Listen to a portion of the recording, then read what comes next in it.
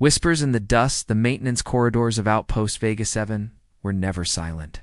They hummed with the constant drone of mining equipment, extracting precious ore from the asteroid belt.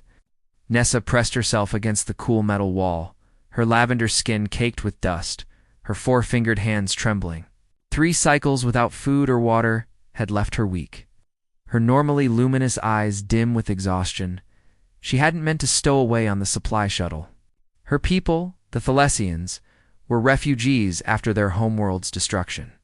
Desperate and alone, she'd hidden in a cargo container, hoping to reach one of the human colonies that offered asylum. Instead, she found herself trapped on this mining outpost, where company policy demanded all unauthorized aliens be detained and shipped to processing facilities, glorified prisons where her kind often disappeared. Footsteps echoed down the corridor. Nessa shrank back, her breathing shallow. Her translator implant captured the approaching human's conversation. Just saying the quote is impossible. They're working us to death. Better than no work. Remember what happened on Ceres? The voices grew closer. Nessa's legs gave out, and she slumped to the floor with a soft thud. The footsteps stopped. You hear that? A beam of light sliced through the darkness, landing directly on her face. Nessa raised her hands defensively. Please, she whispered, her translator converting her musical language to human speech. Please don't hurt me. One of the humans approached, tall, broad-shouldered, with dark skin and eyes that reminded her of Thalas's night sky. His companion hung back, hand hovering near his sidearm. Jackson, call security, the second man ordered. Wait, the first man. Jackson crouched down.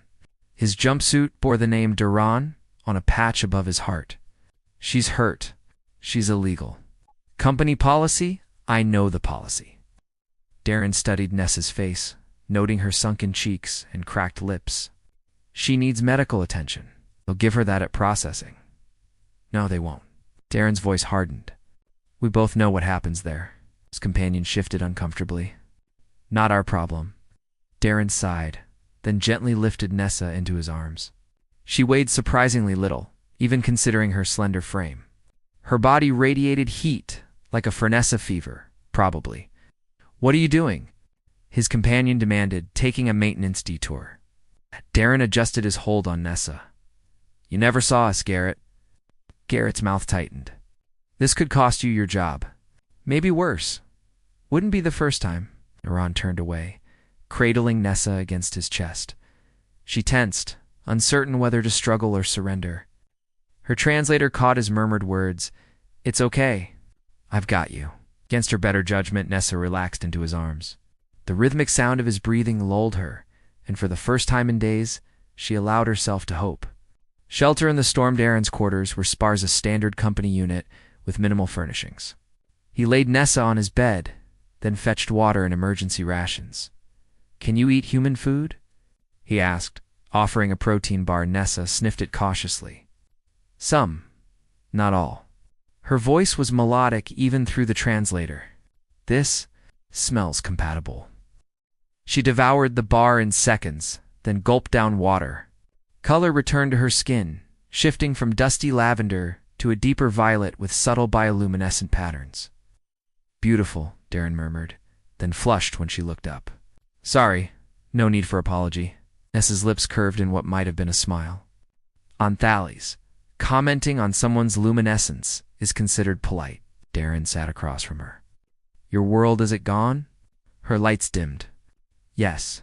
Mining corporations like yours drilled too deep. The core destabilized. The accusation hung between them. Darren looked away. I'm sorry you didn't drill. I work for those who did. Silence fell.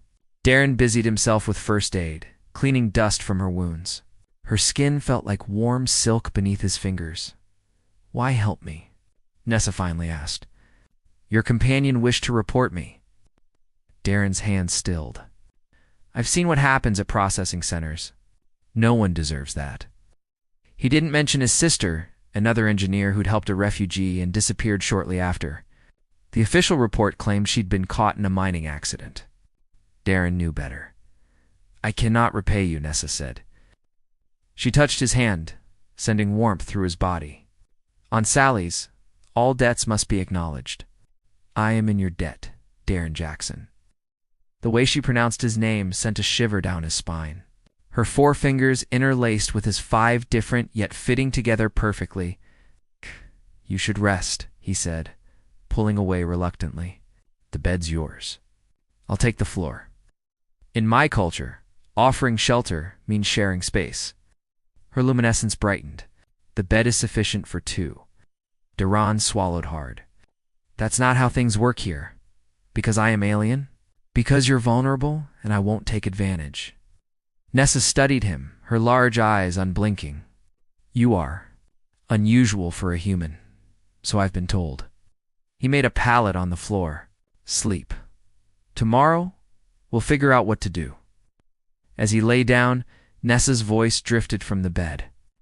My people believe fate brings souls together for a purpose. Perhaps that is why I found you. Duran closed his eyes, unable to admit he was beginning to believe the same. The healing touch 3 days passed. Nessa regained strength quickly. Moving with a fluid grace that fascinated Duran, he found excuses to return to his quarters during breaks, bringing her extra rations and news from the outpost.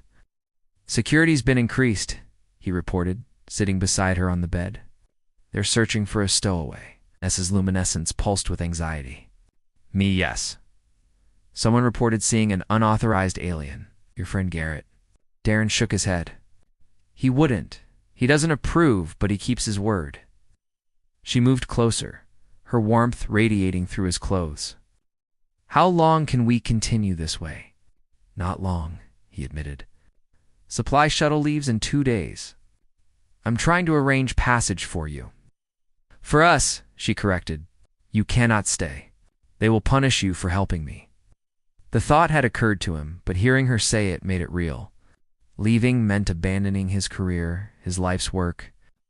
Yet staying meant returning to lonely existence that had never truly satisfied him. I haven't decided, he said. Nessa placed her hand on his chest. Through his shirt, her touch burned like gentle fire. Your heart speaks differently. Before he could respond, she leaned forward and pressed her forehead against his Athalian gesture of intimacy. The contact created a strange resonance, as if their thoughts were harmonizing. What was that? Darren whispered when she pulled away. Soul-touching. A connection between minds. Her lights pulsed in rhythm with his heartbeat. It is how my people express deep feeling. And what feeling were you expressing? Instead of answering, she kissed him, a human gesture. She must have learned from observation. Her lips were warmer than a human's. Sending electrical tingles through his body, Darren pulled her closer, one hand cradling the back of her head. Her luminescence brightened, casting patterns across his skin. When they finally parted, both were breathing heavily. That was not a Thalesian custom, he said hoarsely. No, her lips curved. I am learning your ways. A sharp knock at the door shattered the moment. Darren motioned Nessa to hide in the bathroom, then opened the door to find his supervisor. Jackson. Surprise inspection. Step aside. Darren's heart raced. On whose authority? Security? There's an illegal alien on station. Supervisor pushed past him. Won't take long if you've nothing to hide. Darren blocked his path to the bathroom. This is a violation of my contract rights. Orders from above. The supervisor activated his security to residential block 4. Possible hostile situation. Duran knew then it was too late for subterfuge. They had to run. Escape through fire, we need to go. Now. Duran grabbed his emergency pack as Nessa emerged from hiding. The station alarm began blaring. Piercing wail that meant security lockdown. Duran pried open the maintenance hatch in his floor, revealing a narrow service tunnel. This leads to the docking bays, he explained. We need to reach Bay 7. The supply shuttle's there. Nessa climbed down first, her natural luminescence lighting their way. Duran followed, securing the hatch behind them. They crawled through dusty tunnels. The station's alarm muffled but persistent. Twice they froze, as security teams passed overhead. Nessa's hand found Duran's in the darkness, their fingers intertwining. I'm sorry, she whispered. Your life is destroyed because of me. He squeezed her hand. My life was just existing before you. This is living. The tunnel opened into a maintenance room near the docking bays. Darren peered through the ventilation, great and cursed. Guards at every bay. What now? Nessa asked. Darren checked his tablet.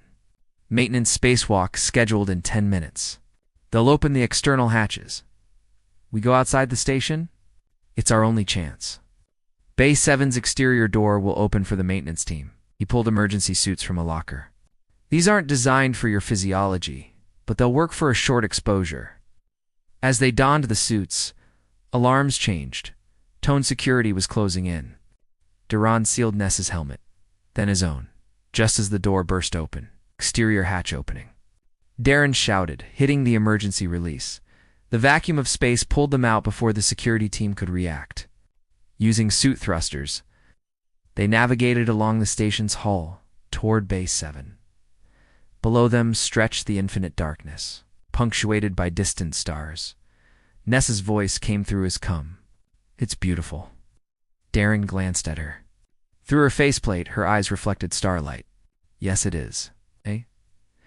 They reached the bay just as the maintenance team opened the exterior hatch. Slipping inside, they found the supply shuttle unguarded, all security focused on the station interior. As Darren prepared for launch, Nessa touched his arm.